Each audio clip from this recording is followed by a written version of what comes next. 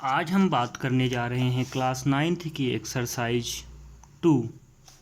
Class 9th exercise 2 की बात करेंगे हम लोग, जो कि है पॉलिनोमियल्स।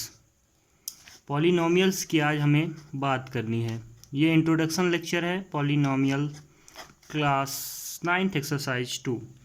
तो पॉलिनोमियल में समझने से पहले हमें सबसे पहले ये समझना होगा कि टर्म्स किसे कहते हैं।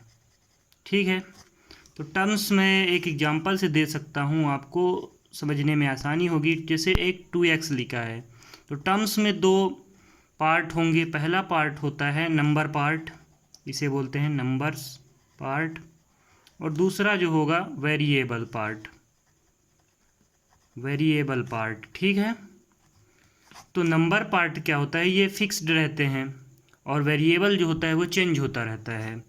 तो इसे जो है फिक्स्ड नंबर पार्ट्स को ही हम लोग बोलते हैं कोएफिशिएंट। कोएफिशिएंट बोला जाता है फिक्स पार्ट को, और वेरिएबल जो होता है वो फिक्स रहता है। वेरिएबल जो है A to Z कुछ भी हो सकते हैं, और नंबर जो होते हैं 1 2 3 4 ये सब रहते हैं। ठीक, तो इतना अगर आपको टर्म्स पता चल गया हो तो टर्म्स से मिलके पॉलिनोमियल जो होते हैं क्लासिफाइड होते हैं। तो अपन टर्म्स पे देख लेते हैं कि पॉलिनोमियल कितने प्रकार के होते हैं। तो फर्स्ट होता है मोनोमियल। मोनोमियल्स ऐसे होते हैं पॉलिनोमियल जिसमें केवल एक टर्म्स हो, जैसे 2x हो गया, 3x हो गया, 4x हो गया। तो इन सब में क्या है, एक टर्म्स ही है। ठीक, अब फिर दूसरा होता है बायनोमियल। आप अगर 11th पढ़ेंगे तो आपको बायनोमियल का एक अलग चैप्टर मिल जाएगा। इसमें क्या होता है, दो टर्म्स होते हैं, 2x + 3 या कि 2x + 4, 3x + 5। तो इस प्रकार से दो टर्म्स हो गए। अब आप ये बोलेंगे कि ये 3 में तो x नहीं है, तो ये टर्म्स कैसे हो गया। तो 3 जैसे 2x + 3 है, तो इसको अपन ऐसे भी लिख सकते हैं 2x + 3x की पावर 0। किसी की पावर अगर 0 होती है तो उसकी वैल्यू 1 होती है। तो यहाँ हो जाएगा 2x + 3 × 1, तो हो जाएगा 2x + 3। ठीक, तो 2x + 3 भी, ये भी कांस्टेंट भी एक टर्म्स ही होता है। ठीक है, समझ में आ गया कैसे। तो ये बायनोमियल्स में दो टर्म्स होंगे। नंबर 3 होता है ट्राइनोमियल्स।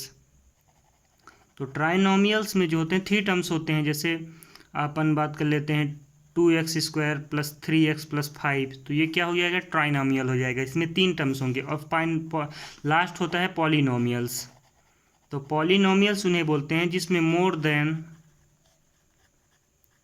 3 टर्म्स होते हैं, मतलब 3 टर्म्स से ज़्यादा होंगे जिसमें तो उसे पॉलिनोमियल कहेंगे। तो ये हमने टर्म्स के क्लासिफिकेशन कर लिया है पॉलिनोमियल्स का बाय टर्म्स।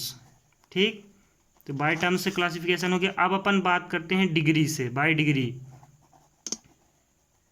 तो बाय डिग्री से अब पॉलिनोमियल्स का कैसे क्लासिफाई करेंगे, 3 प्रकार के होते हैं, लीनियर, फिर होता है क्वाड्रेटिक,